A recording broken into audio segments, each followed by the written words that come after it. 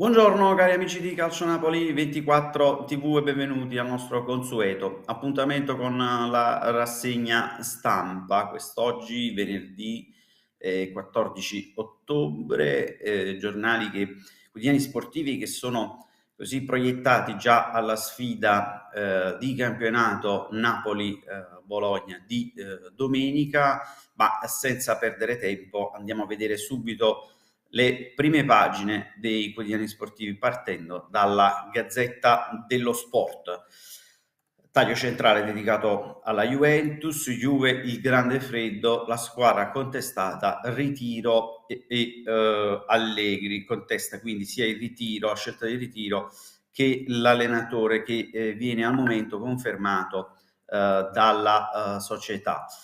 Taglio diciamo di spalla, c'è il richiamo per il Napoli da un'intervista per Arrigo Sacchi che si concentra sull'Europa, il diavolo può dare di più, il Napoli da semifinale. Andiamo a vedere invece la prima pagina del Corriere dello Sport, anche qui taglio centrale dedicato alla crisi della Juventus, decide il Can, tutti in discussione, anche Agnelli, il futuro è in mano a John. Sempre di spalla il richiamo al Napoli, dominio azzurro, i segreti di Spalletti e del Napoli fantastico a firma di Antonio Giordano. Prima pagina invece di Tutto Sport proiettato al derby di Torino tra Toro e Juventus, Vlahovic ci pensa Schuss. Questo è un virgolettato tratto dall'intervista a Pasquale Bruno, taglio centrale, mister, siamo con te, sempre richiamo così alla crisi della Juventus, ma passiamo agli articoli che riguardano invece il Napoli che potete trovare ovviamente su calcionapoli24.it, partendo dal primo piano, ovvero come abbiamo letto dalla prima pagina, i segreti del Fanta Napoli di Spalletti, rivoluzione nata il 6 agosto in 3 mosse. Andiamo a leggere nello specifico cosa dice il Corriere dello Sport. Svela come Spalletti lo scorso 6 agosto ha dato vita di fatto ad una vera e propria rivoluzione rispetto al passato, un cambio radicale che sta permettendo a tutti di vedere un grande Napoli. I 3 segreti di Spalletti. Il primo segreto, si legge sul Corriere dello Sport, è stata la forza persuasiva del tecnico che ha domato le forti contestazioni dei tifosi dopo gli addi illustri. C'era il pericolo di ridimensionamento, ma Luciano ha affrontato mettendoci la faccia tutto questo. La sua è stata una mossa psicologica, il secondo segreto di natura tecnica. Spalletti ha abbracciato a mani nude la rivoluzione tecnica ed economica, manipolando con cura quello che gli hanno messo a disposizione Giuntoli e De Laurentiis. Ha studiato con loro la restaurazione, ha protetto tutti, guadagnandosi così l'etichetta anche di attore salvo, poi salire sul palcoscenico stando meno, però di filo dal sipario. Così ha ricreato Mario Rui, Zielinski, Anghissà, Osimhen e tanti altri. L'ultimo segreto è di natura tattica. Prima c'erano 2 modelli di riferimento tattico a Castel di Sangro. Spalletti è uscito dagli equivoci scomponendo e ricomponendo il Napoli con un tridente mutevole in base alle caratteristiche di chi gioca.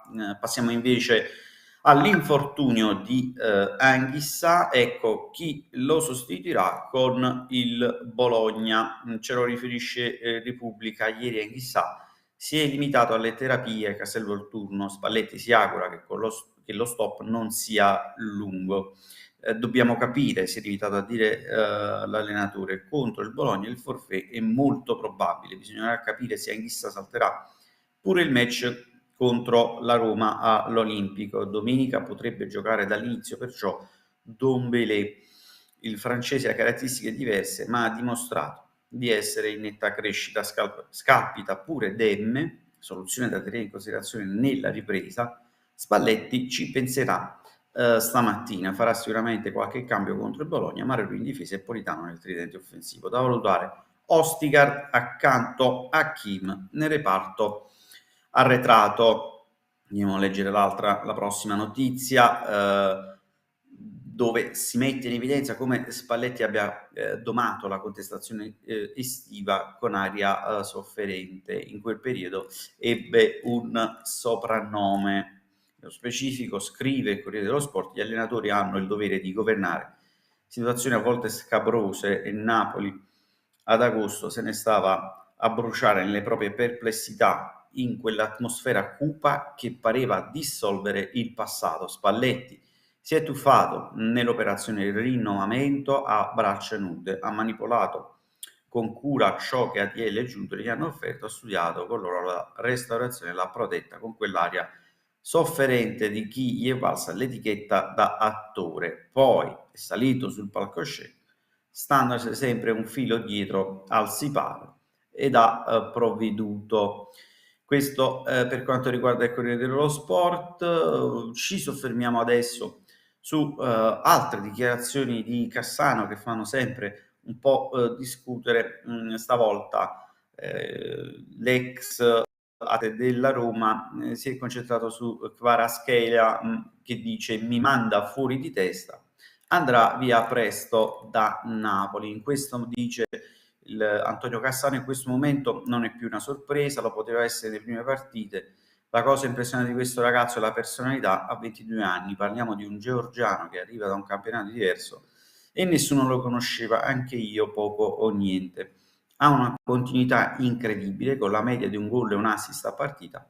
Mi sta mandando fuori di testa nelle prestazioni, è impressionante, è forte nel breve, nel lungo, ma proprio nelle gambe, fa sempre la scelta giusta e fa anche dure. Se continua così, con tutto il rispetto per il Napoli, andrà presto in una delle grandi squadre più forti del mondo, perché un giocatore di quel livello là, se penso a Grealish nel City, può giocare al posto suo con una gamba sola, visto che ha più qualità, più idee e più personalità. Rivolgiamo adesso il nostro sguardo in direzione sempre della sfida col Bologna, con la prossima notizia in cui la Gazzetta dello Sport si chiede se la scelta di Spalletti cadrà su Osimhen, che è rientrato dall'infortunio, o su Raspadori, che ha ben figurato durante l'assenza del nigeriano. Come si legge sulla Gazzetta dello Sport, ci sarà una vera e propria staffetta tra i due nella gara contro il Bologna. Probabile possa partire nuovamente Raspadori dal primo minuto e con Osimhen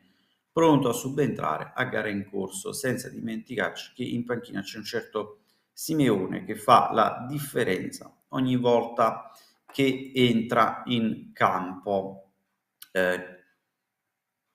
Per la prossima notizia invece andiamo a leggere cosa ci dice il Corriere della Sera, in cui nell'editoriale di Mario Sconcerti si può registrare così un dietrofront da parte del giornalista. Napoli europeo pensa segnare quasi la perfezione. Ricordate cosa disse giorni fa? Giorni fa Mario Sconcerti disse, parlando dell'esploit del Napoli in Serie A, che il campionato diciamo così, si era abbassato a livello qualitativo, per cui il Napoli, diciamo, era emerso con la sua forza. La sorpresa, e oggi scrive invece Mario Sconcerti sul Corriere della Sera, la sorpresa, quella di cui tutti oggi parlano in Europa, è il Napoli. Nessuno lo vuole incontrare, non lo conoscono, non lo capiscono. Un editoriale pieno di elogi, una squadra ordinata, molto italiana, con una forte considerazione di sé.